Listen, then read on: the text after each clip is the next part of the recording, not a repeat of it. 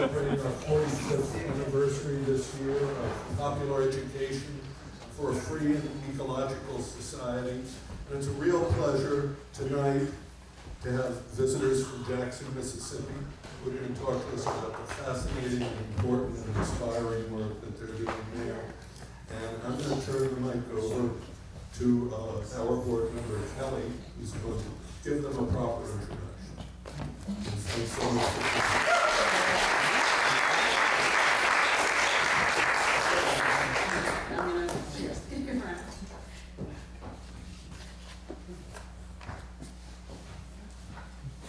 We've attempted the IT fades enough. So my name is Kelly Roach. I'm a board member with the Institute for Social Ecology. Want to echo Dan's words in thanking our guests for coming all the way from Jackson, and thanks to Plainfield Town Hall as well for having us. So without further ado, I'll just jump into bios and then turn it over to our presenters. So Saki Hall is a radical Black feminist activist, a mother, birth worker, educator, and journalist. Saki sees her life's work as engaging in the collective struggle for African liberation, human rights, and social transformation. She's a native Lower East Side New Yorker and has migrated to Jackson, Mississippi, nice, where she's a founding member of Cooperation Jackson.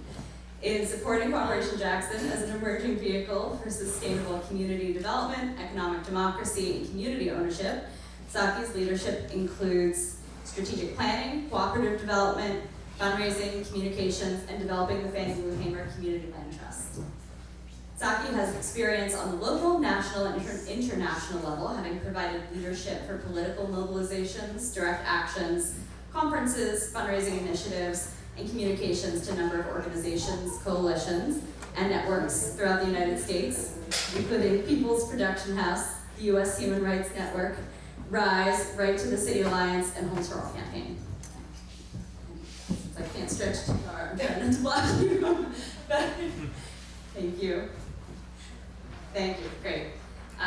Our second speaker is Imani Olugbala, who's a longtime resident of Jackson and works with Cooperation Jackson as an anchor for Freedom Farms Cooperative. A mother of 8 children, Imani utilized her interest in gardening to feed not only her growing family, but shared her harvest with neighbors and friends. Positioned as the mother of the neighborhood, she took in many a child and helped them according to their need. Gardening at present is but one of her passionate pursuits. She's a former community organizer, having been president of Mississippi Acorn. She's also a visual and craft artist, a holistic health practitioner, African dance teacher, and performer, as well as a professional cellist and soloist for many regional and local chamber ensembles and professional symphonies.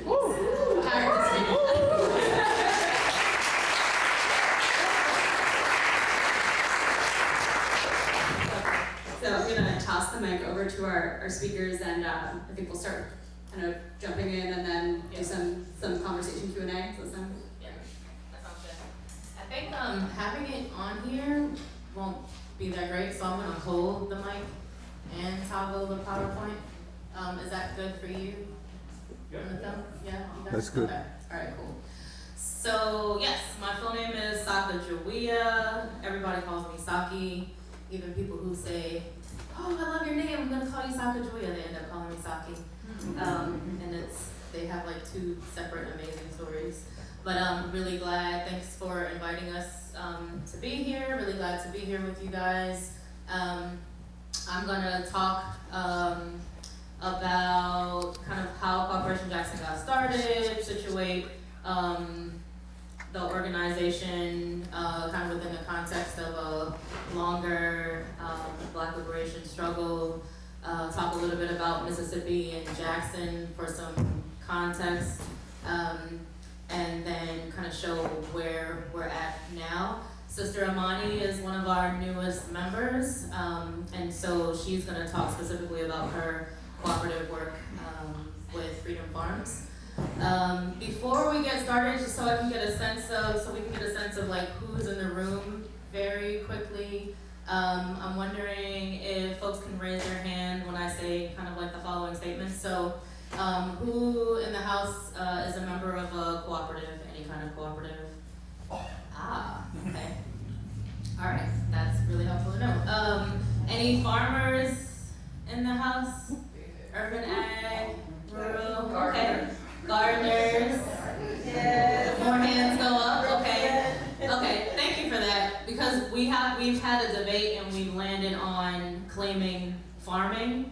And so a lot of people say, oh, you have a garden, and yeah, that's our urban garden, kind of like within our work around food sovereignty and looking at it as like agroecology, we've claimed it as a farm. And so anybody else outside of being a member of a co-op see yourself as engaging in some form of solidarity economy? Okay. How many people are from Vermont? Okay,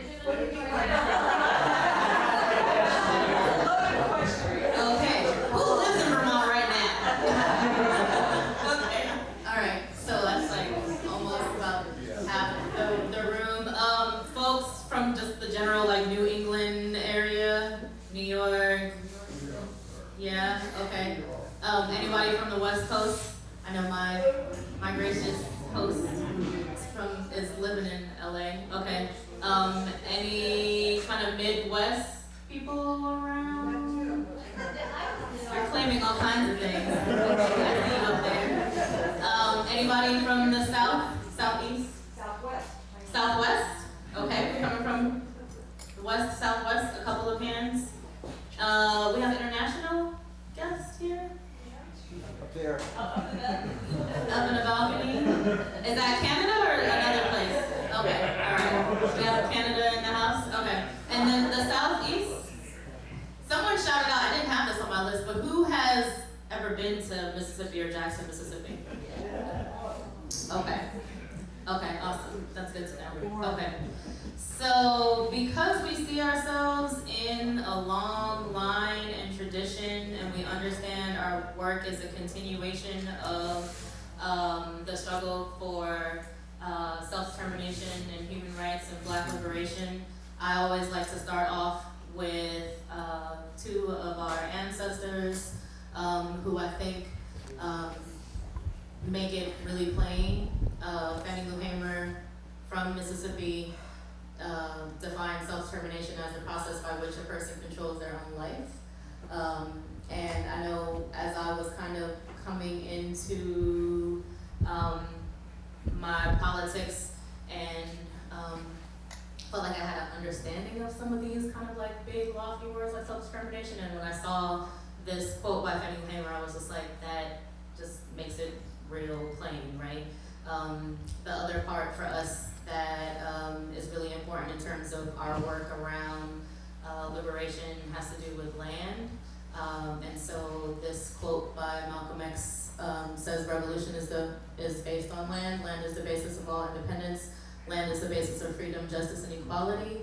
I think for us as we recognize being in North America and being on the land of indigenous peoples who were literally like killed and continue to have to fight oppression, exploitation, and to just like to simply exist, that it's important for us to acknowledge that, and then also to situate ourselves as, when we, like for Cooperation Jackson, especially for me, when I'm talking about land and even housing, I'm talking about it in a way where we are stewards of that, and kind of trying to decolonize the language even around like control and ownership is important.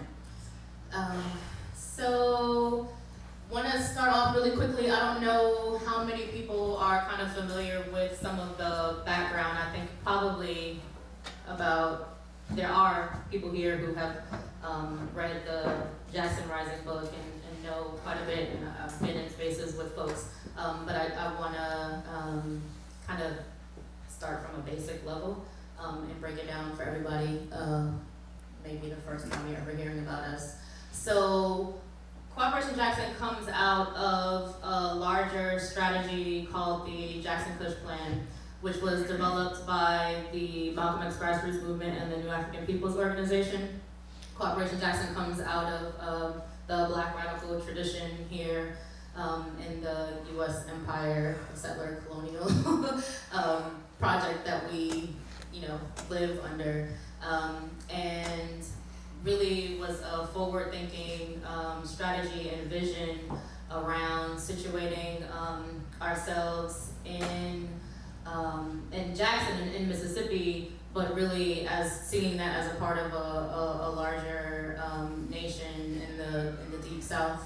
And so there's like 3 pillars to the Jackson Kush Plan, although it actually is really important because it breaks down other kind of projects and programs like creating political education and leadership training, organizing training schools.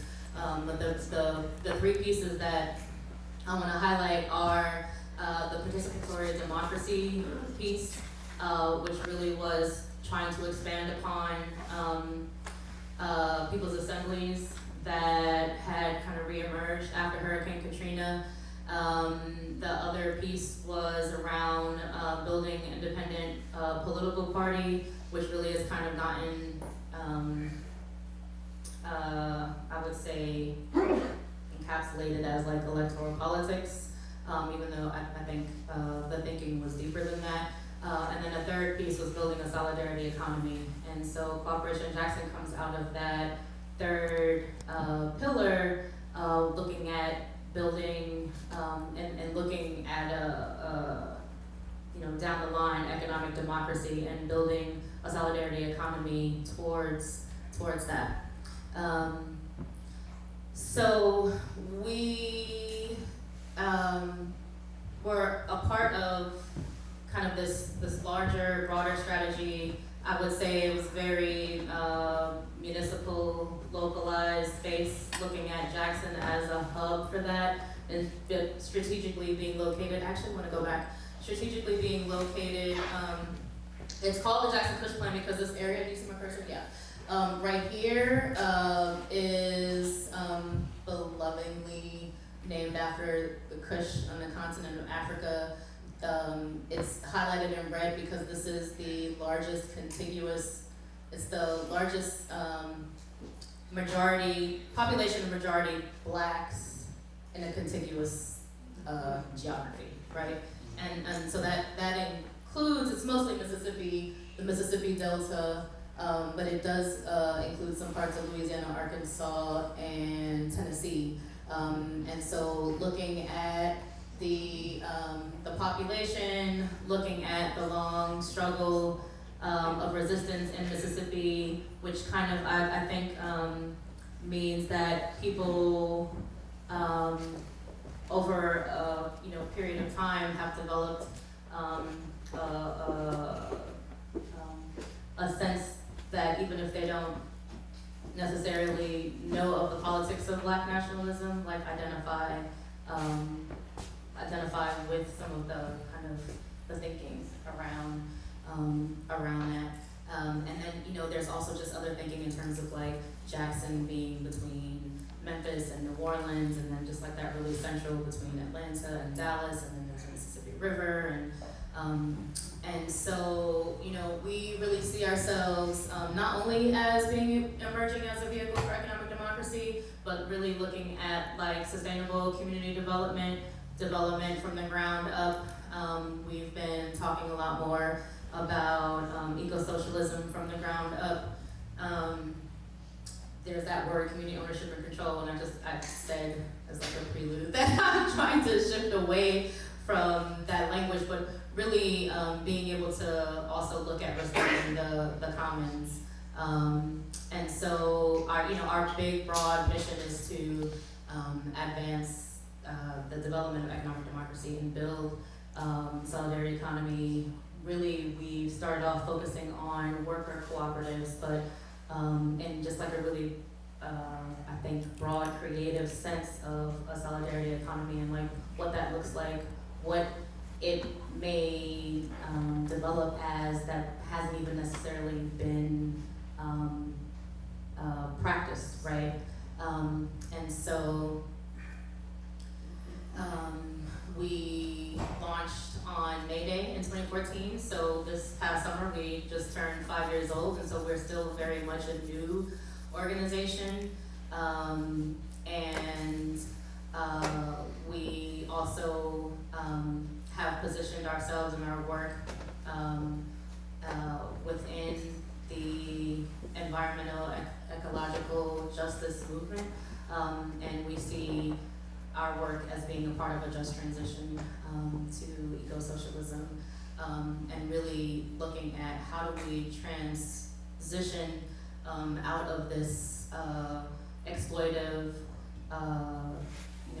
capitalist system, which is killing the earth and been killing us, towards a more just, cooperative, collectively regenerative economy. And not only the economy, but like how shifting that actually impacts our ability to govern and work together in more democratic ways, and then like how that shifts and how we shift our relationship to Mother Earth and how it shifts our relationship to each other.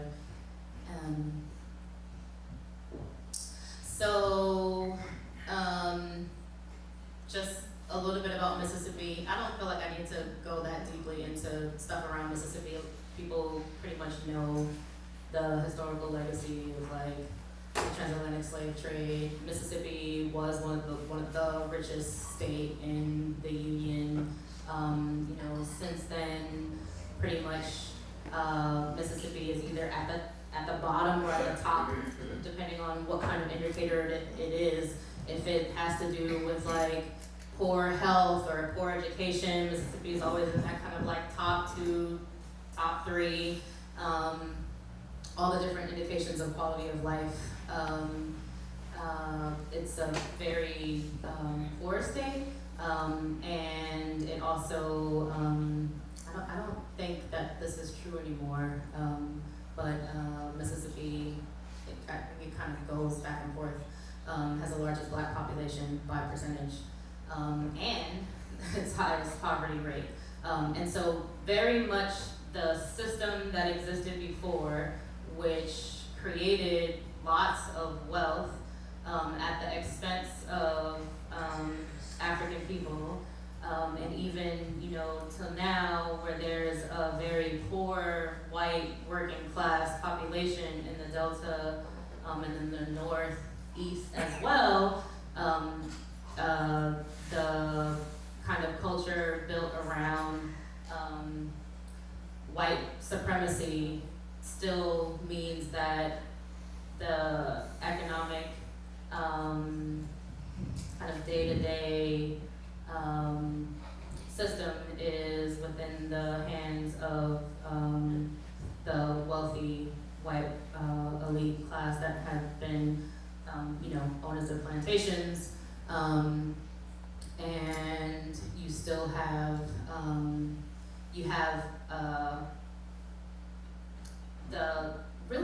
the same kind of like plantation mentality, I would say, that exists there. And Fort Jackson is the capital of Mississippi, but in so many ways, Jackson, because it shifted from being majority white to being majority Black, has been starved of resources. The state imposes legislation anytime that the city itself tries to exercise some kind of local progressive, I wouldn't even say radical, but progressive policies. The state, either will preemptively pass legislation or just literally come up after something that the city's tried to do and say like, it's not legal for the city to do that. And so it's interesting because Jackson became majority Black, unlike a lot of the other cities when folks were leaving the South and going to places like Detroit and Chicago and kind of these big industrialized cities and being able to find good jobs. Jackson's, the population shift in Jackson was happening when the economy was already in contraction and there was already industrialization happening, right? So the same kind of opportunities that existed in other cities that shifted to becoming majority Black didn't exist in Jackson. And so you had white flight, you also had black middle class flight, really drained the tax base of the city. There's the structural racism that I talked about that just, thank you, continued. And so large sections of Jackson became, and still to this day are very vacant. And I don't like to use the word blighted, but it's blighted. You'll see when I show you some images that you could be on a block, and like our kind of base is in West Jackson, and you can be on a block where, you know, it's 100% full, and it looks like a residential neighborhood, and you can turn the corner and be on like a 100% vacant block, where just 5 years ago, now people, I think the city and other folks are like keeping things cut a lot more, but when I first moved there about 5.5 years ago, you could like literally turn the corner on the block where I lived in, and the earth like reclaimed the land, and so it would look like if you had been dropped there that you might be like in a forest, and then you realize you turn the corner and you're like actually in the city. So here's an example. This is on the block that I live in. This building right here, this house right here, is one of the houses that we have in our community land trust. And so demographic shifting, decaying infrastructure, and although Jackson became a majority black city, it wasn't until 1997 that they actually that shifted in terms of some kind of like political representation in terms of having a black mayor.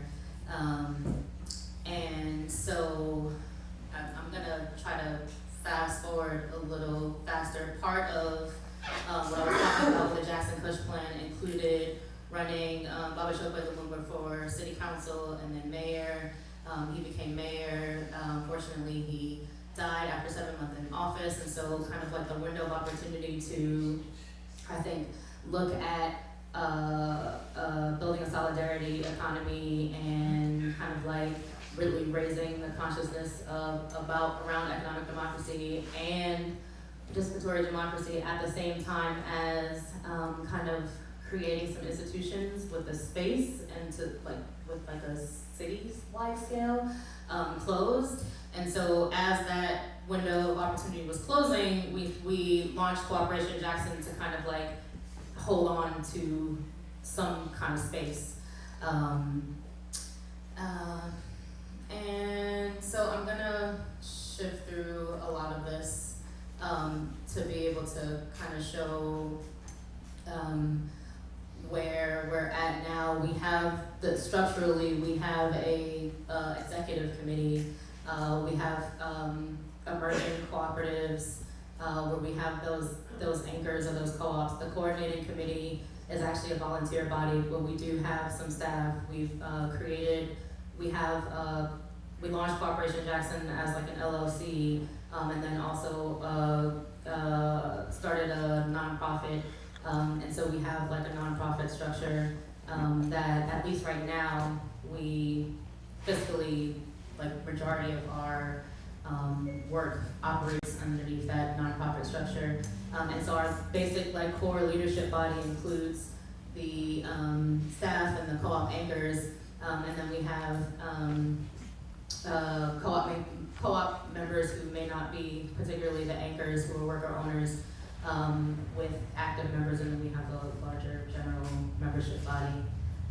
It's interesting because there's been a shift recently where we have people who are, I would say they're members, well, I can't say they're members of the co-op, they work with the co-op, but they're not actually co-op members, and we're kind of like re-looking at that, but there was some struggle around, I would say probably last year, around folks not actually wanting to engage in like the decision making in the meetings and the full level of like co-op membership in a worker owner cooperative, and kind of wanted to work. And then there was also just kind of like the tension around that, and where we ended up landing was being able to have some folks who play that role. So we really started talking about the work as a build and fight platform, particularly after Trump won. For us, we, understand that we've been fighting, there's a fight, we have to continue to like push on a lot of this policy stuff, but for us really, the bulk of this work is actually creating the alternative systems and structures and experimenting. We were just talking in that last session, I don't remember who it was, I felt like what you said resonated with me because it was like we have to be experimenting, we have to be trying, like we don't necessarily, like we haven't lived in the system that we're talking about creating, and so we have to be willing to like do this stuff and get it wrong and try to make it right. And so for us it's really that like building part of it, but this kind of helps to outline, still thinking about what can be done on a municipal level. This kind of shows you two sides of what we're building and what we're talking about fighting. So you have the Solidarity City, looking at pushing Jackson to be a Solidarity City with policies and programs that actually support cooperative development. Right now, you cannot legally be a cooperative in Mississippi. Mississippi only allows for agricultural co-ops, utility co-ops, and then like credit unions. And so outside of like Freedom Farms, who could be legally, structurally a cooperative, the other emerging co-ops use the LLC, the limited liability corporation, that's actually done in some other places. And we wanted to, I mean, you could register somewhere else, but then you're like a foreign company or whatever entity within, your own state. And there was very much an active lobbying to have cooperative law that was being really led by the Federation of Southern Cooperatives and the Mississippi Association of Cooperatives. And so, we chose to not do that in the hopes that we would be continuing to fight and push for being able to be a co-op within Mississippi.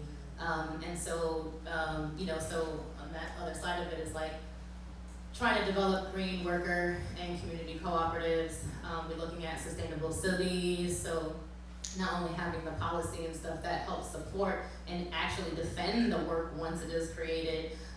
We have been looking at and exploring, and we'll be having our kind of pilot eco-village with Ewing Street. And so human rights, Fab Lab, those are 4 kind of big pieces of our transition city work, how we see Jackson transitioning. I'm gonna skip to this one. This is a really old slide, but I think it helps to kind of encompass like looking at the kind of eco-village model, looking at the community land trust model that we see as a tool, not the end-all be-all, but we see the community land trust legal structure in the United States as an opportunity to defend our community against mass displacement or gentrification.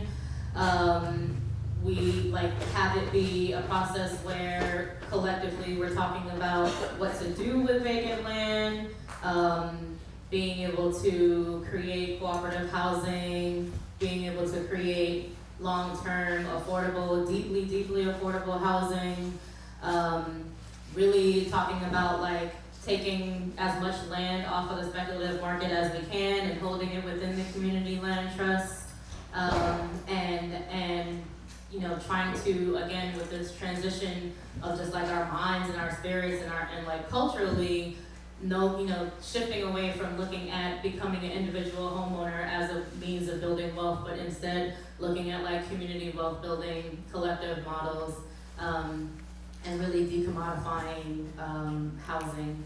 And so in the beginning, we brainstorm both what we saw and assessed as a need and also what interest members had. The first cooperative was the Freedom Farms co-op. The recycling composting worker co-op went through ebbs and flows. Now it has for the last 2 years been the Green Team landscaping co-op that has done some small scale composting of the landscaping waste. And what's not on here, which emerged about, I would say, maybe 2.5 years ago, was our community production cooperative, which includes our developing emerging fabrication laboratory, but just the idea of the vision, really looking at previously Mondrian, not necessarily Mondrian of today,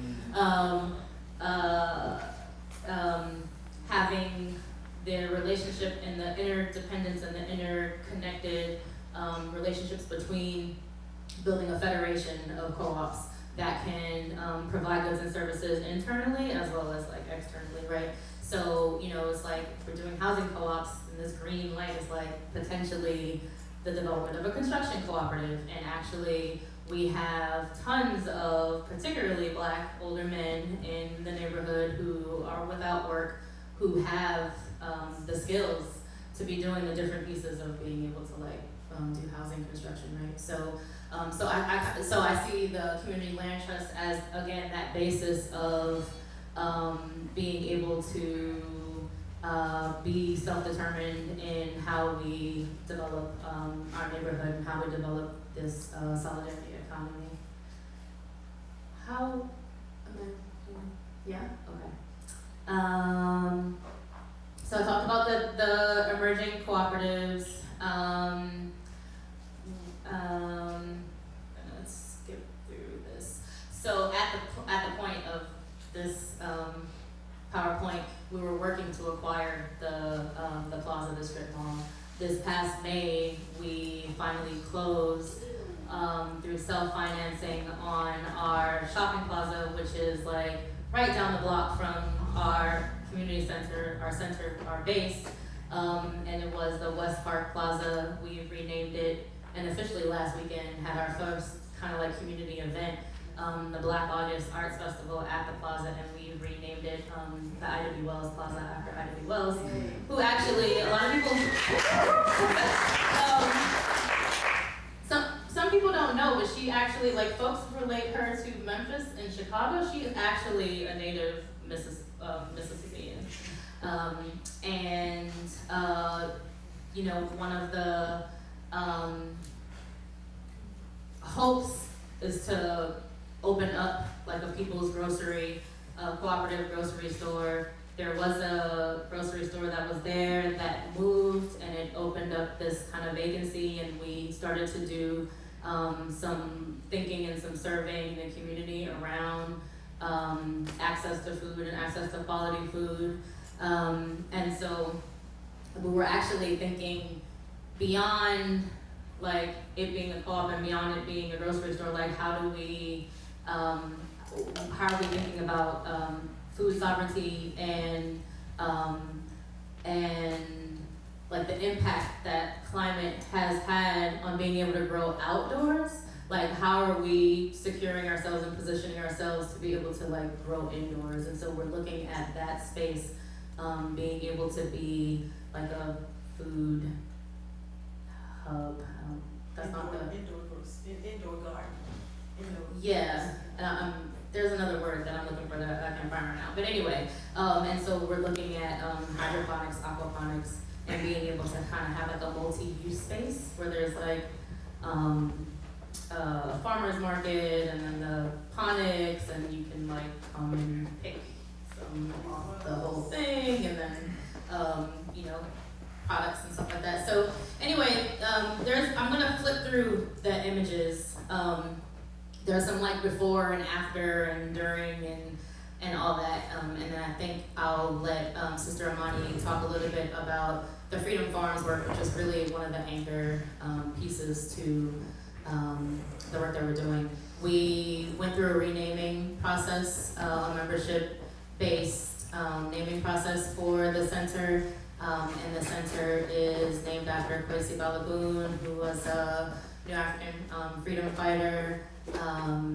And there's a art piece that shows him and kind of just like the theme of his work. He has a quote. Maybe by the end of today I'll get a chance to share that quote because it's a dope quote. He was an anarchist and really I think embodied and encompasses the work that we're talking about doing and where we see our vision growing. So this is like images of like what it was. We have been able to self-finance all of the purchase of land, and so our co-ops, what's so funny? Oh yeah, that picture is funny. Our co-ops are, able to start off without having the kind of debt of having to have a mortgage or having to rent space, which is really helpful for being able to, experiment. These are some of the older pictures. And I'm really excited now that Sister Imani is with Freedom Farms. I think she's really taken it to a whole nother level. And so while you're talking, I might even pull up some stuff on Facebook so people can see kind of like the transition. I mean, it's been amazing ebbs and flows of the work. Early on, it was like young people who actually were kind of like learning while they were doing and looked for guidance from a lot of the older Black farmers in the area, and like folks are busy and doing their own thing, and so got some of that, but not like no one was really holding their hand, and so there's been I remember one winter I was really excited because I know I didn't have to buy greens from Kroger. Like I bought greens from like our folks. Not this past summer, but the summer before, part of the kind of like outreach and base building and door knocking work that was happening included like folks handing out like I can't remember which greens it was, but it was greens. And now with like you coming on board and things going to the next level, this is gonna be like this harvesting season is gonna be the most that we've seen grown on that plot back there. And so that's awesome. So I'm gonna let her talk about that though. So there's some folks, there's pictures of the green team, and some of that waste that was getting put into the trash bags did get used as compost for the back. This is Ewing Street. You see what I'm saying? When it was like the earth reclaimed land, like this is like where you would see a house and a manicured lawn. This is the community production cooperative. Folks got training in Detroit with the partnership with Insight Focus, and some of the really exciting, I think, opportunities that using this technology will allow for us to see a lot sooner than we thought, which is still, not like next year or tomorrow, but being able to prefabricate like modular housing really affordably. And so there's like all that technology, like 3D printers and whatnot. This white building is directly across the street from the Balagoon Center, and so we got that over a year ago. The white building still has a lot of work to do, but the Fab Lab is actually open, and the guys just participated in a 6-month fabrication Fab Lab Academy in the building that's kind of like on the side. We have solar on top of the Balagoon Center, and then we went through another round and we have solar on the Community Production Center. So, obviously, hopefully we're gonna be looking at doing that on the plaza and being able to kind of even lift up more with the current business owners who are in the plaza, the idea of doing solar and decreasing the energy costs. This is really old, so that we actually have more than this now, but this is kind of highlighting the different parcels in this neighborhood that we're in. That we own, that's a part of the community land trust. Right now, we're at about 42 pieces of property within the land trust. Yeah, so I'm gonna hand it over to you. I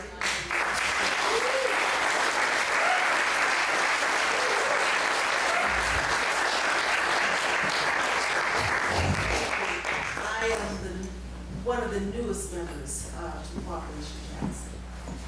And I came here with experience in gardening. And that's what I did. I enjoy playing in the dirt. I'm just gonna be honest. I did. I was the mud pine. I did that. Is the mic on? I can't hear you. Can you hear me now? Yeah. Okay, wonderful, wonderful. Well, like I said, I was the mud pie girl. I did that. I came and saw the space allotted. I only had a small strip of land back there. It was 15 by 40. And I was tasked to do sweet potatoes. So I did that. But I must tell you, the techniques that I saw being applied back there was permaculture gardening. And I'm sure you all know what that is. Some of you? Okay. Well, the beauty of that is you are learning what nature is doing. We don't try to take anything from it. If anything we put in it, we learn from nature what grows there, and then we try to put fruit there.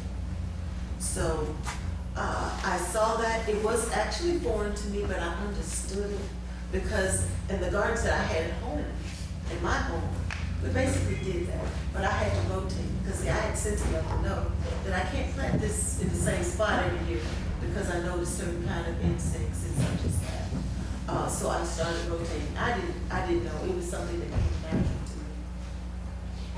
Well, I saw what they were doing in terms of permaculture gardening. I liked it. And this year in the garden, let me tell you, it's permaculture section, and I call it the conventional section, but I'm going to talk about permaculture section. This year, upon planting there, I planted watermelons and cantaloupes. We had a plethora of mint. Mint was everywhere. We had buckwheat, we had some other plants there that bring nutrients into the soil, and that's very important. Because if we take something out of the soil, we have to put something back in. You cannot exist on this planet taking from it all the time and not putting back in it what plants need in order to survive.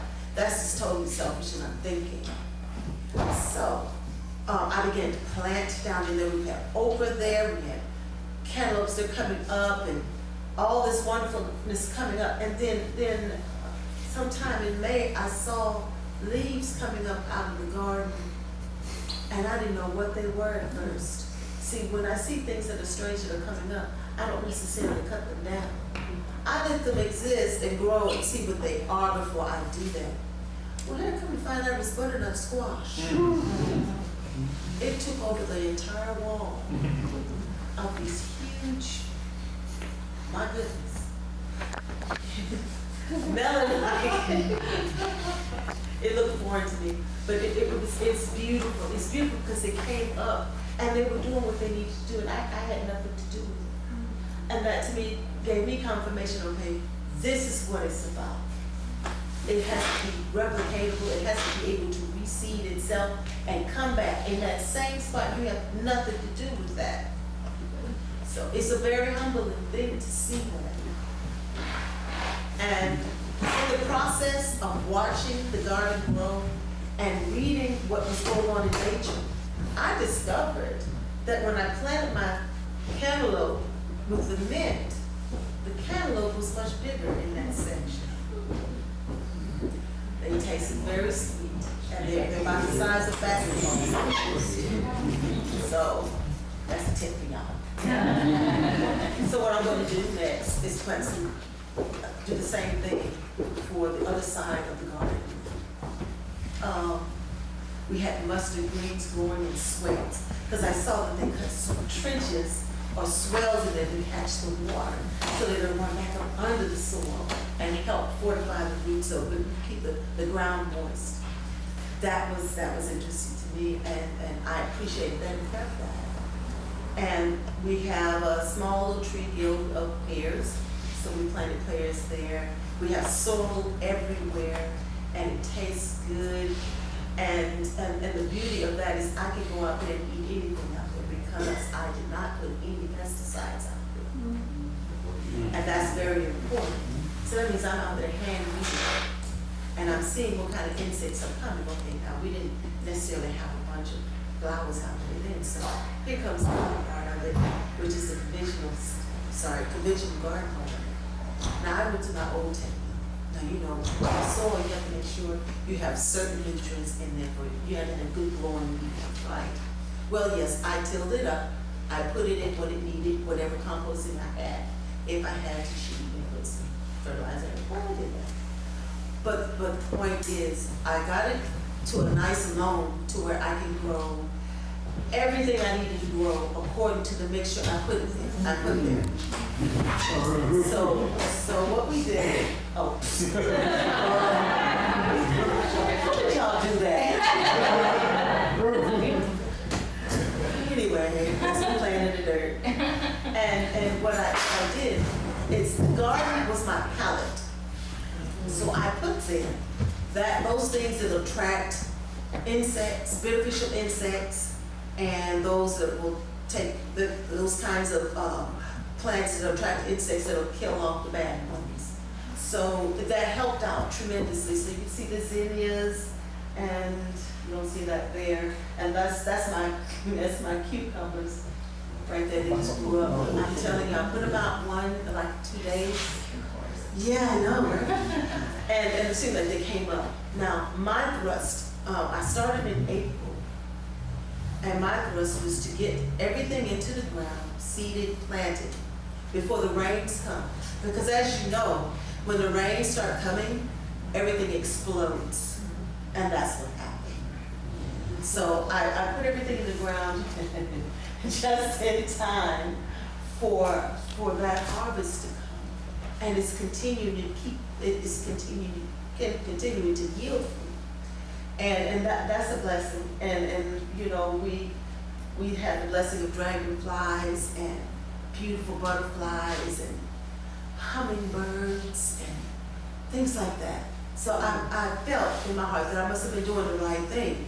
But the thing that really drove me to this most is that this is good organic food free of pesticides, which is something that in our community we're lacking.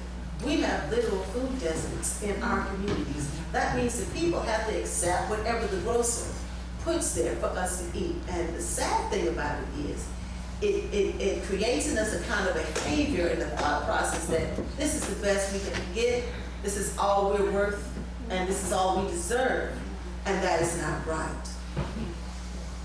Before, the grocer who was in the plaza beforehand, he had product in there that was below standard. It really should have been composted material, to be honest, and I'm being nice. But now we have produce that is good and healthy. It looks good, it smells good. I can go out there and eat it right off the vine or right off the ground. That's how it was. I can't remember that. Most of the sweet potatoes, I planted the sweet potatoes. I planted in the wrong part at first, but I moved it over to a sunnier part. But soon those will come to harvest, and that was the first assignment I had. But to see that coming up now, it's really exciting. It's exciting to me.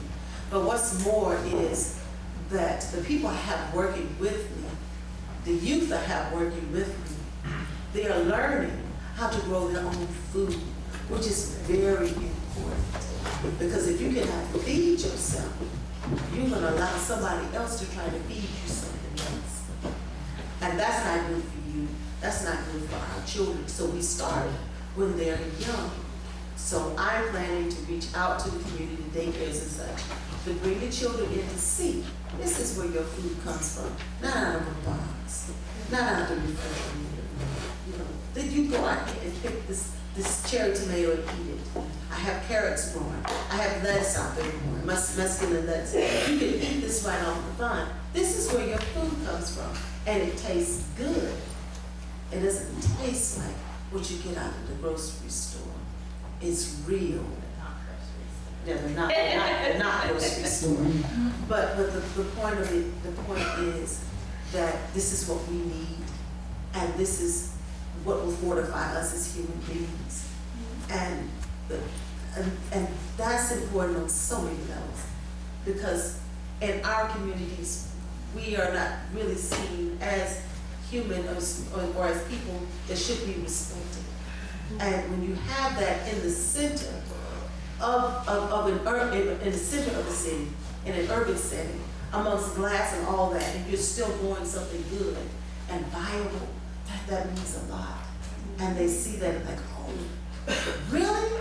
Down there? I say, yes, this is what we're doing. And this is not the only spot, because there's some other areas I want to do. And even more creatively, create a Black healing space where you can come and sit inside something beautiful, which is a pyramid. It'll help align you for those who know about what pyramids do, the power of the pyramid. Sit in there and just chill. But that's what I do.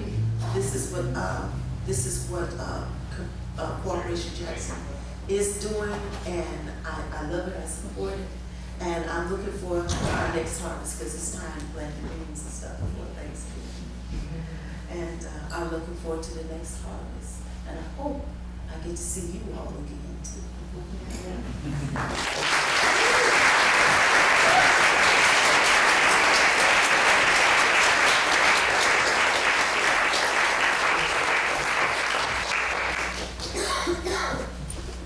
Thank y'all so much for that. So I believe we have about 20 minutes or so, maybe a little more, for questions that folks may have or responses. I'll be keeping stacks, so it just means kind of keeping a speakers list, and we'll be trying to do progressive stacks, so folks who don't always get to speak in these spaces to the front. So maybe we'll take like a 3 at a time and then kick it back and forth. So I see Grace to start. I'm curious, I mean, farming and food sovereignty and all that, and I'm curious if you encountered problems with pollution of the soil, lead problems and those kinds of things. Before we planted, Yeah. we had all the soil tests, so everything was fine. That was my concern too, because there were structures on there. That was a playground. But before that, before that,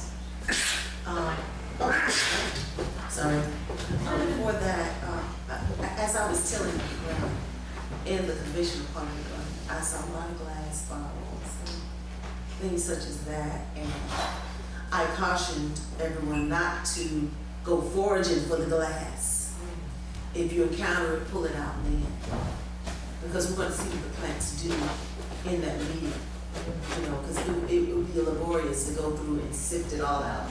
And then we have time between planting and harvest we need to observe. So I saw a lot of that. I've seen water holes and such as that, but mostly glass, because people just threw stuff over the fence. Yeah. Yeah, so in the beginning, so the very first thing that we did with the resources that we got, instead of paying ourselves, which we figured would only last us so long, is that center that I talked about. And so the land that you saw in the back, there was previously a child care center, and so they had the building, and then about 2 blocks away they had a big house, and another small structure which was like a nursery. And then, so when you first go, you see a backyard, and we thought that that was all of the space, until they kind of opened up the gate, and we saw more land. And when that soil got tested, we had folks from Alcorn University come and test the soil, it was great Mississippi soil. And so that's one of the reasons why one of the very first things we were able to start doing was starting the development of Freedom Farms. And so I think that was like, you know, the blessing and the affirmation early on. There's Ewing Street, which is pictured right here, and the Ewing Street initiative that we're trying to develop. Ewing Street does have to have the soil remediated. And I don't know the details of what all came up when the testing happened, but we did some preliminary testing, and then there was some extra kits that could like go deeper into the soil. And so there's the thinking was that we would, you know, it's like sunflower seeds and buckwheat and all kinds of stuff that we can plant and grow to remediate the soil, so that we can make productive use of that in the meantime, because we don't have the resources to do all of the kind of like housing development that we would want to do on this block. Although we kind of shifted in terms of the Ewing Street initiative being an eco-village pilot and partnered with the architectural student studio last spring. And we are starting to have community meetings and looking at like what can be developed there.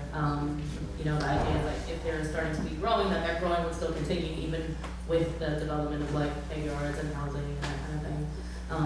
But still, so it depends on the different plots. Right now, there are 2 other spaces, and Hughes Street is already able to have farming starting, so that's something that Freedom Farms is working on. One of the big issues is that people dump. So this Ewing Street block that's shown here has been for years and years and years known as a dump site.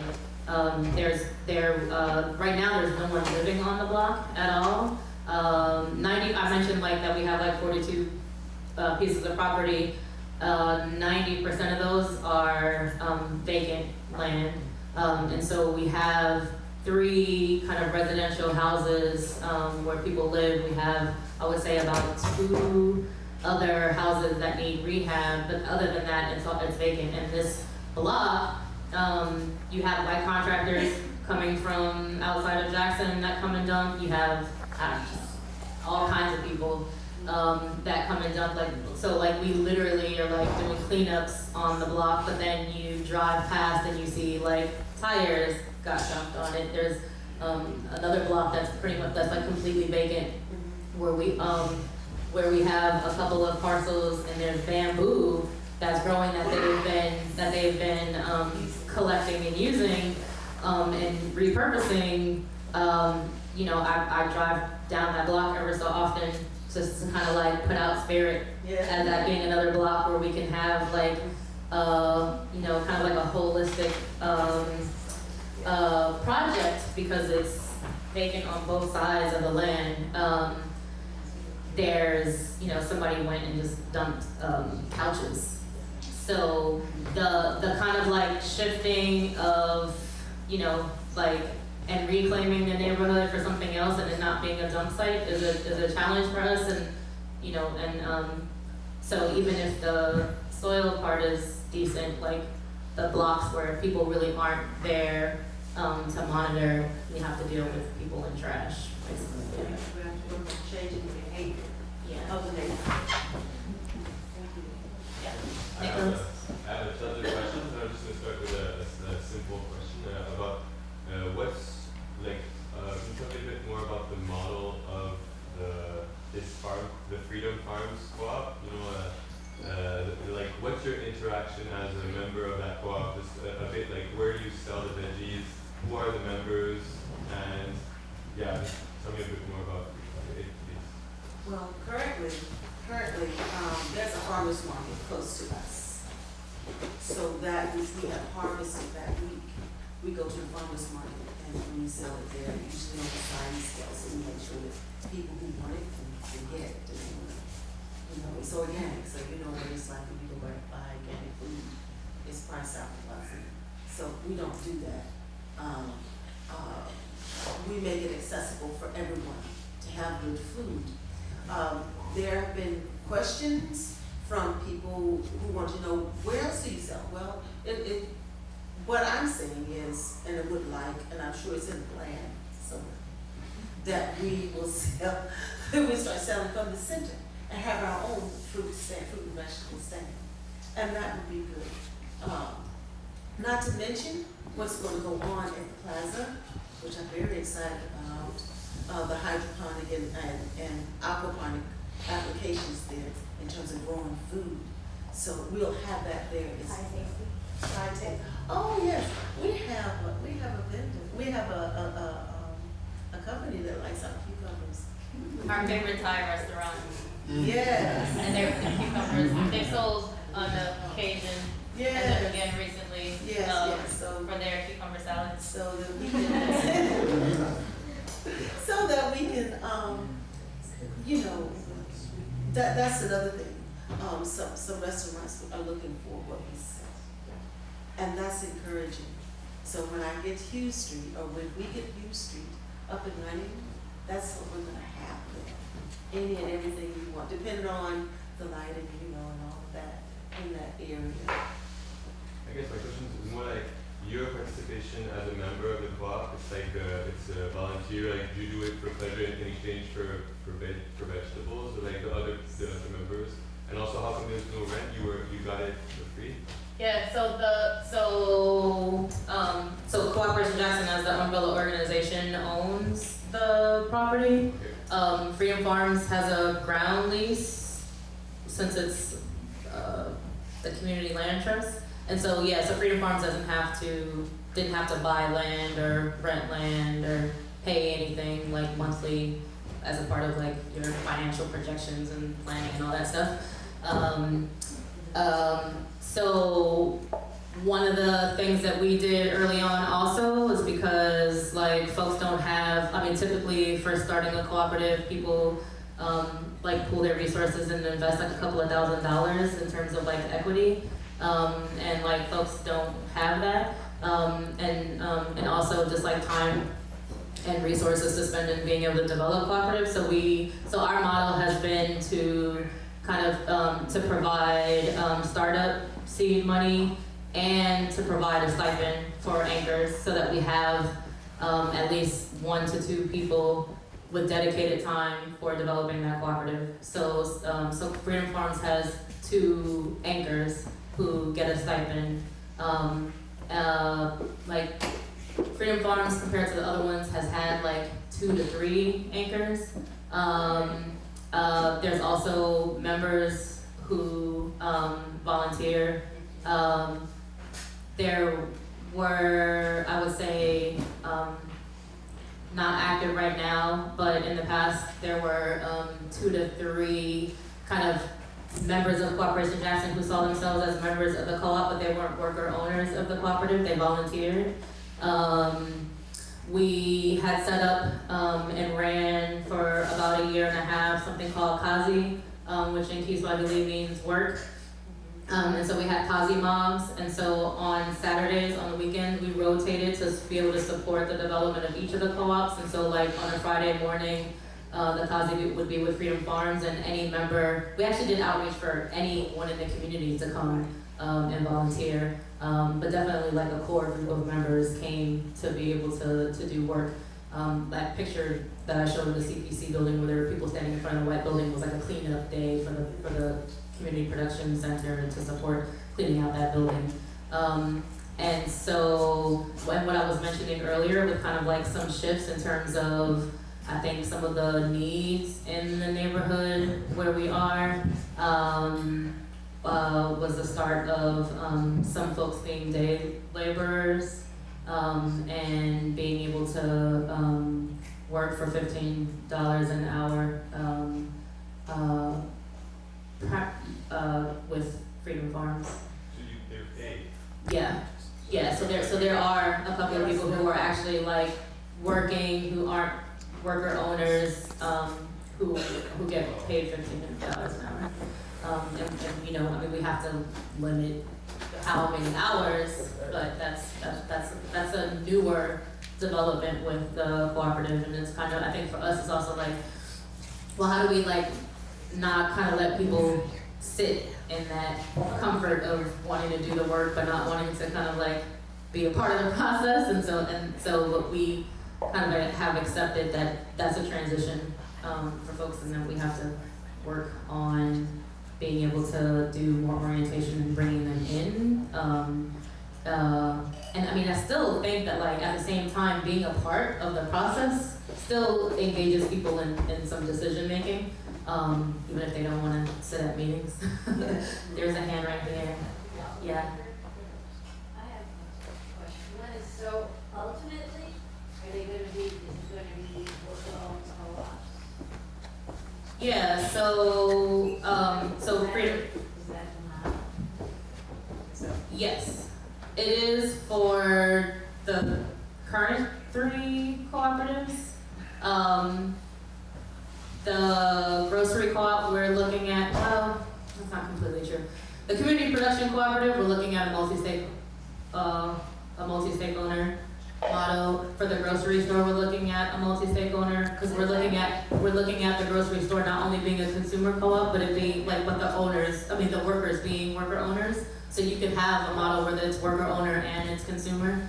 And then there's also Cooperation Jackson as trying to develop the federation, and as an umbrella organization we're shifting and trying to I say like structurally institutionalize like the Cooperation Jackson being a stakeholder. And the co-ops also, and so co-ops would actually, once they are making a profit, would actually be putting money back into Cooperation Jackson in order to continue to pool resources to be able to incubate other co-ops.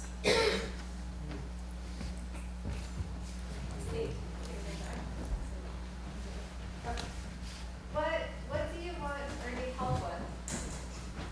What do we want or need help with? If folks in the office, or in the room wanted to be useful to you, how could you use our enthusiasm tonight? Good question. It's There not was, like I was talking with, answered in pieces, but I'm sure that there's more than me in the audience who's like, I want to do something to help these folks. You can help Kathleen. we like folks come and visit, and when folks come and visit, like whether it's somebody who's coming, academic who's coming to do research, or someone who wants to come and do some interviews and a film, we ask folks to help out, and so we've had exchanges with people who have come, like the Black Dirt Collective, like folks who have come to actually spend time and contribute through some labor. We need money, so anybody wants to donate, feel free. The thing too is, although I joke and say that, I'm very serious. No, Yeah. the artists understand. Because you're teaching, Yeah. and I'm teaching. So and that's the part of it, I'm sorry. That's part of it, because you're learning what is there. You're learning what's growing there. If I put lettuce here, I shouldn't see stickweed right there. Okay, it doesn't belong there. So I pull it out. And we have to do that, because if we don't, those things can destroy what you're, so you have to, if you can put it somewhere else, fine. But if it's one of those weeds that's dangerous to what you have, you've got to pull it. Now, I'm gonna tell you a story. I have these wonderful cucumbers growing and all this wonderful sweet potatoes vying everywhere, excuse me. And come to find out, I see something else vying there that I did not put there. They were canary melons. Beautiful little things. They have been They were planted, see, I didn't know that, no, yeah. So they're encroaching on my entire, it's growing in the sweet potatoes and it's growing in the tomatoes. And then they're growing back there with my lettuces. I'm like, wait a minute, oh, so I see what's happening. The birds have got hold to it, pooped it, and put it over there. And then, you know, the squirrels, they do what they do. I caught one day, you know, it got caught as it, and it ran. But that's nature, y'all, that's nature. But things like that happen. Like I told you about the butternut squirrel.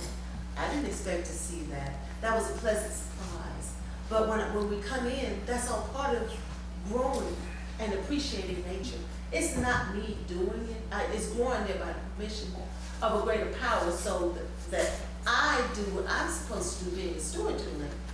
Provide that thing, provide that plant the nourishment it needs. I need to be able to doctor to it. So when I send my workers out there to weed, they tell me what's going on out there. Well, Miss Imani, so and so, I saw this doing this. Okay, so what do you do? What can we do to fix that?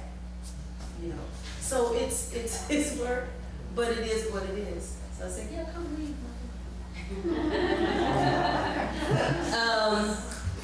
So there's research stuff that I'm particularly interested in happening between now and like early next year around housing, around like state housing law.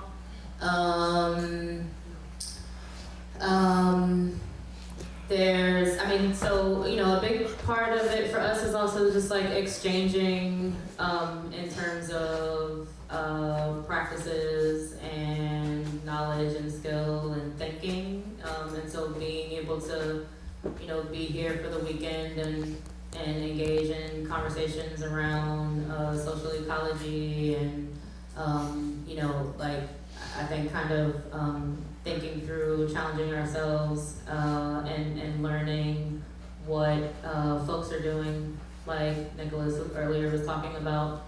What's the practice, that your company does? Holacracy. The holacracy, yeah. And you know, and just, you know, like thinking about what could exist in terms of like decision making and structure and that kind of thing. There's all kinds of ways. We have this, so to be a member, you have to live in Mississippi to be a member, but we have Friends of Jackson. So in New York and in the Bay Area, we actually have a Friends of Jackson that help to do events and kind of share our work and highlight our work. They also do fundraisers because they're in like these hubs where fundraising is a lot more accessible. We have a sustainers program, so people give. We have some folks who have $5 a month automatically withdrawn from their accounts because, you know, some people have 25. So there's different levels. There was the same person, I don't see her here, who I was talking about earlier, wants to come and ask, like, well, they don't want to come and, oh, there you are, hey.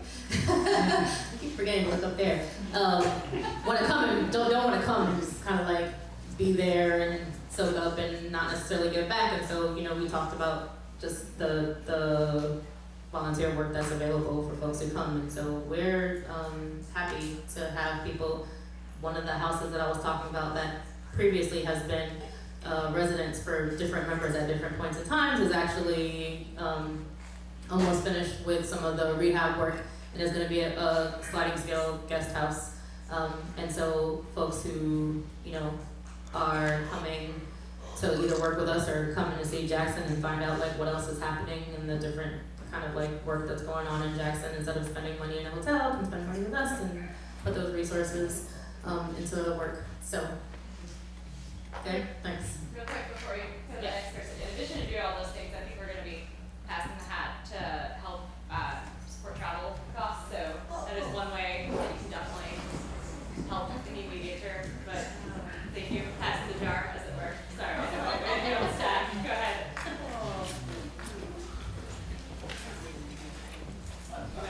So I have two questions, and I apologize if you already discussed these when I was about. And it sounds like you actually touched on both the questions I'm about to ask you with your last sentence you said about the housing. So first, I'm wondering how much housing isn't a big issue, it's like housing affordability isn't a big issue in Jackson as it is in, say, your coastal cities where these things and then my other question is how much of the work these the work co-ops do is just geared towards servicing the existing community versus like essentially selling services to outside the community to bring money in to then fund the other projects you guys do? Okay, so the housing crisis that's in, like that, there's a housing crisis in the United States, right? So housing is definitely, affordable housing is definitely a challenge, an issue, a concern in Jackson. There's, all kinds of development that's starting to happen, particularly around the medical corridor, and so there's, the housing development that we've seen go up is like higher rate, market rate, luxury, really. Housing development, there's like no affordable housing being built. The housing that's not too far from where we are, that's gone through 3 different rounds of being built, is kind of just like that typical, like, eventually it will not be affordable housing. And it's not even like deeply affordable housing to begin with. And a lot of it is vacant right now. And so our long-term goal is to be able to do affordable housing and like multi-unit, multi-family, cooperative housing is a part of it. Also, we haven't had, and we don't have the resources to do new construction, which is basically what we would need to do right now. We are a part of the Right to the City Alliance and the Homes for All campaign, and so we're in a network, particularly within the Our Homes, Our Land committee of other grassroots community-based organizations that have been doing housing justice work, that are developing at different stages community land trusts, and so it's kind of like a peer learning group, and in a lot of ways, the research that I was talking about being interested in doing is because I think that there's an opportunity to proactively try to put some, even though I think about the damn state, to try to, at least, and even if it's just forcing the contradictions and being able to highlight them and have people see what is what, and what we're really up against, is to be able to look at like rent control. A lot, I think it's a challenge. I mean, there are apartments, but a lot of the rentals are actually like individual houses, and so it's not as easy to organize like rent, like to do like tenant union organizing in that kind of setting, as opposed to like in buildings. But I think that like we haven't had the capacity to have a housing organizing kind of like campaign work or even policy work at the same time. So we haven't engaged in any of that level of like housing work, but I think that like a part of talking about land and housing and the development is also talking about just like most of the vacant land is actually public land. It's like state and city owned land, and so we met this week to talk about. There's a call to do a National Day of Action around public land, and the idea is like public land in public hands with the Right to the City Alliance and the Homes for All campaign. And so we're talking about like what that looked like in Jackson, what would we do around that. And so I think that like, it's our responsibility to try to figure out how to be able to talk more and more, not only about like developing the community land trust, but because we're not getting to a scale where we're really going to be able to like protect everywhere, right? Like some organization out of North Carolina, I read an article 2 weeks ago, came and bought 350 houses. They came and bought 350 houses in Jackson, in different parts of Jackson, and the rent range is like $600 to $800, which actually is not. I mean, it may sound amazing to some of you in the room. I know for me, I was like, ooh, $600, because that's kind of like the range for a house in the neighborhood, in our neighborhood, and you know that compared to like $1,000, $1,200 is a lot, but that's not, you know, I actually have the slide, I didn't get to show it. It's not a lot. When you're talking about the census tract that we're in, the median income being $15,000, right? And so, you know, so yeah, part of our work and what I would like to ramp up is making sure that we're talking about housing as a human right. Where we are, StuPod is the largest homeless services provider in the state. And people look down on the neighborhood that we're in because of the homeless population. People from different counties, even I heard one of the city council people say people from the surrounding states literally like drop off folks who don't have homes in the neighborhood. They'll put them on a bus and they'll be right, you know, like we're right on the edge of downtown Jackson and where West Jackson begins. And so, you know, so like a big part of our thinking is like, how are we engaging that community and providing housing for, you know, for folks who don't have homes. So yeah, so just thinking about like what kind of, what can we propose ahead of time. And because we're in this network of folks who have been doing like dope housing organizing for like decades, we have plenty of like model legislation that we can propose to be able to kind of try to protect folks who are renting. And I say it and I really want to do it, but it's just like it's like so heart-wrenching because we need the research to see what's already on the books, because I think Mississippi is probably like Louisiana, which like preemptively legislated like not being able to do any kind of protection at all. And if it's not, the minute we start talking about doing it, the state, you know, has been watching and is watching. The minute we start talking about doing it, it's going to be a fight against them having some legislation to say that, you know, a city can't do that.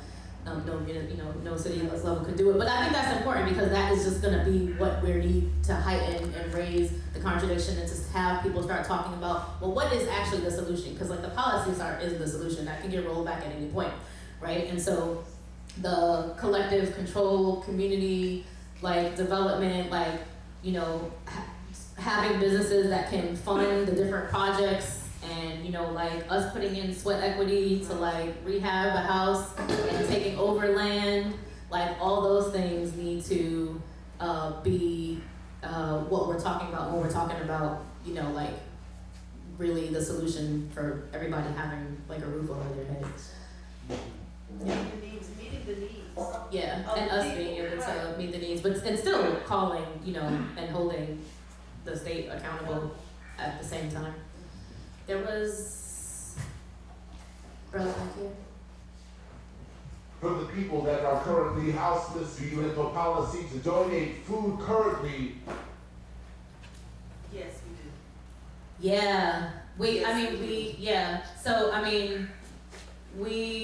did have a catering co-op for a while, which we don't have anymore, but whenever we had events at the center, a lot of times groups came in and did meetings or conferences, and we provided the catering, and we've always had open door policy, and there's always food left over, or even just during, like folks come and get food. Like, you know, last weekend we had the Black August Arts Festival and barbecued, and everything was free food, and you know, I would say probably like 75% of the people who came to take part and to eat were folks who are in the neighborhood, getting other services or, you know, word of mouth spread. Yeah, so it's not like it's actually not a written policy, but that's just the position that we've been in, and so when we are cooking food or have food, that's what we do. That's the culture of the organization. Yeah. We're here to help the community. We're not here to control. We're here to help. And that is the thrust behind everything that we do. You have to have food. You have to have shelter. And then the people, we need to educate the people as to what's going on, and they need to know what their rights are. See, that's what I've seen. This is what I gleaned from being there. And this is why I participate, because that's part of our nature. Those of us who care about humankind, we're going to do the kind things for humans. I know. Go ahead, I'm ready for it. Call me that. But we're going to do that kind thing to help someone. And in that, you receive the blessing from it. So I don't ever get tired. We don't get tired of doing that, you know, because this is what we're about. This is what we're about. This is what we're passionate about. So I see 3 hands, Russell in the back, and then let me know when we're actually starting to wrap up. We can take all 3 at once. And then wrap up after Okay, that. okay. So maybe we can So do that. 1, 2, and then 3. Have I been missing you? No, yeah, Okay, all right. you progressive staff. Yes. So, first and foremost, I want to thank you guys, ISE, for bringing my comrades here, but most importantly, foremost for me, is to get this community involved at a higher and different level. One of the things that is really important to me is a kind of reverse gentrification and also a thought around how we're going to move forward in reference to not just land, but resources and things like inheritances. So we're trying to change the narrative around that, and in a reverse that kind of way, we would like for people to try to start thinking around what it looks like to maybe not do an inheritance, but have something go to projects like this, or just think about the small numbers of people here and maybe try to get some reverse and maybe some underground railroad going where people can come here and help and maybe go back, or vice versa, people go there and give information. You know what your skill sets are, even if you don't have resources, you have skill sets. And there's a culture also that you have that is directly connected that a lot of times is not being talked about. So I want to talk about 2 people specifically. Nadahe's left, but he's here in the community. A lot of you know him. But the work that he's doing, we really need you to get behind his support, get out of your comfort zone, and be vulnerable. His father was a political prisoner like my father, and very involved with Black August. So in a moment, I'll have Saki give you guys a quick bio on what Black August is. I'm fasting right now, and a lot of people were asking me what's that all about. Pardon me? Do it now.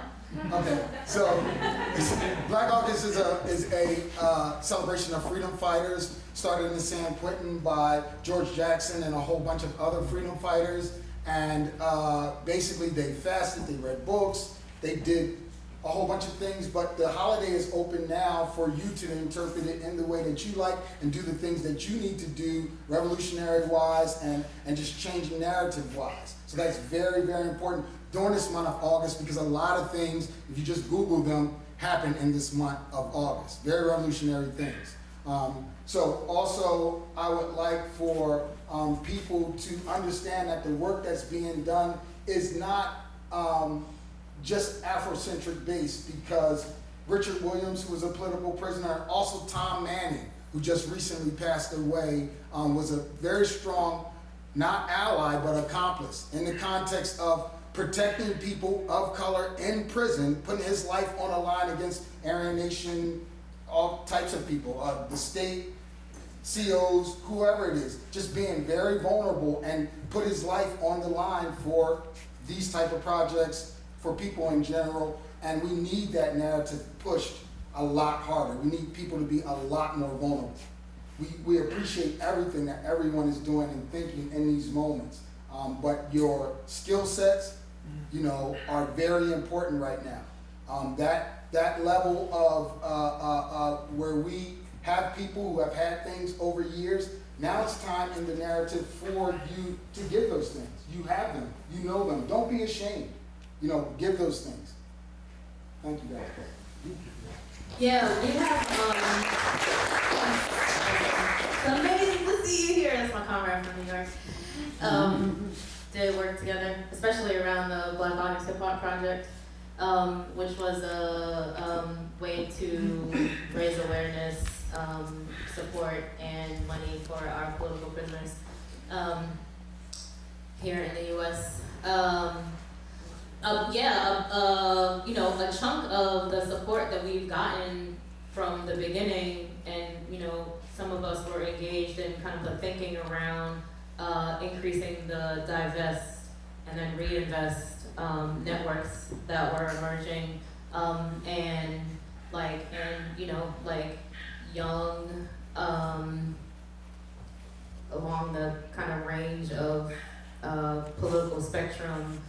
Trust fund babies, in a lot of ways, have been doing that with particularly. That was probably not that nice to say trust fund babies, but folks whose families. You know what I mean. Anyway, okay. It's getting late. I've been up since 3 in the morning to get here. So, but divesting money and really seeing the need to invest in frontline communities, particularly around the just transition and the climate justice work. Folks are looking at how do we put the resources into developing these alternative systems and practices and projects and supporting folks who are at the very, very front lines of the struggles around extraction here in the U.S. So I'm glad that you mentioned that. I don't know if the person who you mentioned is there a name of the project? Is it a project name, organization? But when we break, I'm sure people aren't going to leave right away. And so we do have these the last two. And I forgot, I said I was going to take them all and then jump in, but to hopefully people can get more information. Because one of the things that I think is really important when we're talking about our work in different locations is what does it mean for the work that's happening here? And I'm sure there's similar work. It may not be all encompassing in the different levels and pieces that our work talks about and has envisioned, but there are definitely pieces that are probably been going on for a while. So I'm glad you mentioned that, because it's not only about I appreciated you asking how do we support, what can we do, but let's thinking about that here and in whatever place and space you're at is important. Yeah, it's getting late. Maybe we can spend more time on this tomorrow, but I'm curious to hear more about the political organizing process. I remember some of the early things I'd read about Cooperation Jackson. There was a real focus on the popular assemblies and a goal, I remember in one article, if I remember correctly, for getting 10% of a community to participate and then actually taking over the governance of neighborhoods. And I'm wondering if that's still in the forefront of the agenda and where that's at.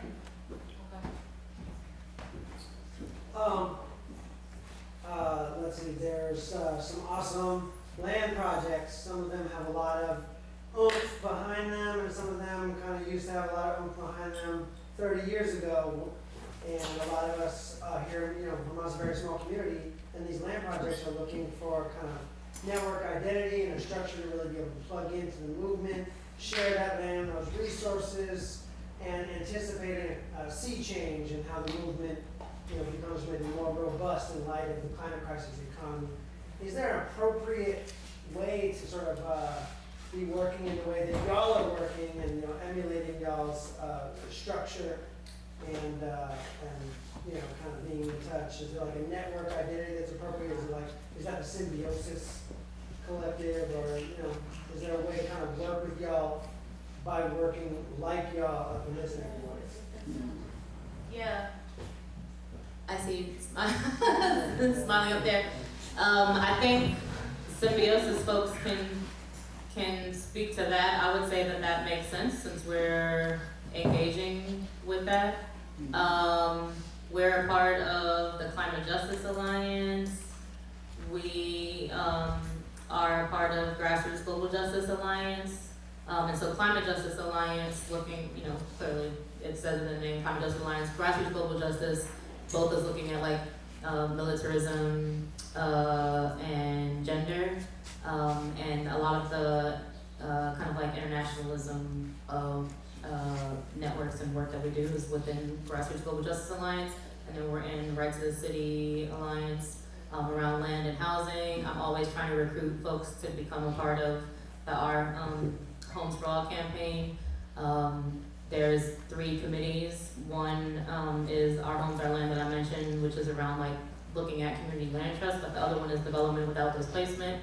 And we've kind of like created like a joint committee between the two, since so many of us are looking at community land trust as a way to do development without displacement and to do it from the ground up. But yeah, I think the symbiosis could potentially provide a good area. We're a part of the New Economies Coalition. And so we're kind of like in a bunch of different spaces that if it makes sense for the organizations to be a part of that. I mean, we can set up our own communication and figure out how to share and exchange also. So yes, I would say that we're about very much about needing to build dual power, and so that is still something that we're working towards. In a lot of ways, Cooperation Jackson has had to regroup because there's been shifts and quite honestly splits on the local, on the ground. I would say that there is no longer a unified body of people pushing the strategy that got developed, that I talked about early on, the Jackson Kush Plan. I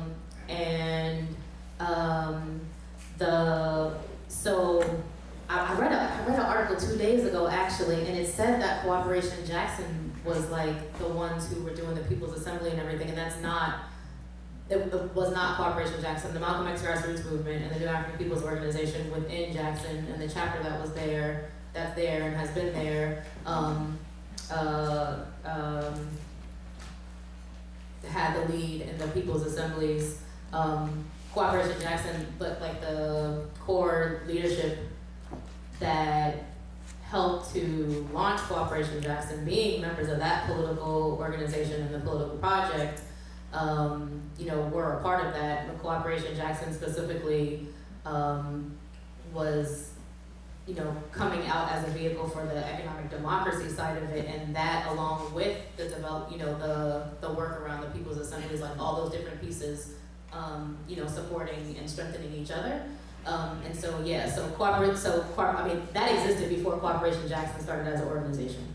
At the same time, we used the assembly model around 2 things. One was around kind of starting a coalition around human rights and the Human Rights Institute, and looking at doing, and so we did a series of, and it had some ebbs and flows, it's not functioning right now, looking at the development of a human rights charter, and then being able to call for a monitoring body, and then, for a while, with a bunch of different attacks that were going on, we helped start and kind of led a coalition for economic justice, and so there was just some kind of like momentum around the issues around the state takeover of the Jackson Public Schools and the takeover of the airport that led to some like assemblies.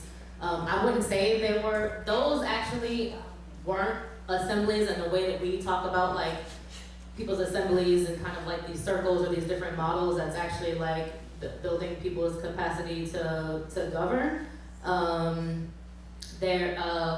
The last kind of iteration of some assemblies that we did, which were both like trainings and assembly style, had to do with human rights participatory budgeting.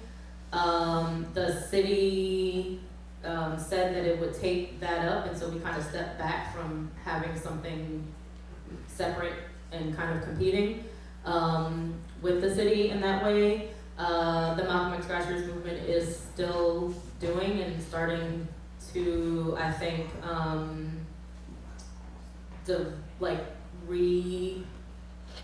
reinvigorate people's assemblies. But Cooperation Jackson is not directly involved in like organizing or leading that. We have folks who, you know, participate as residents of Jackson.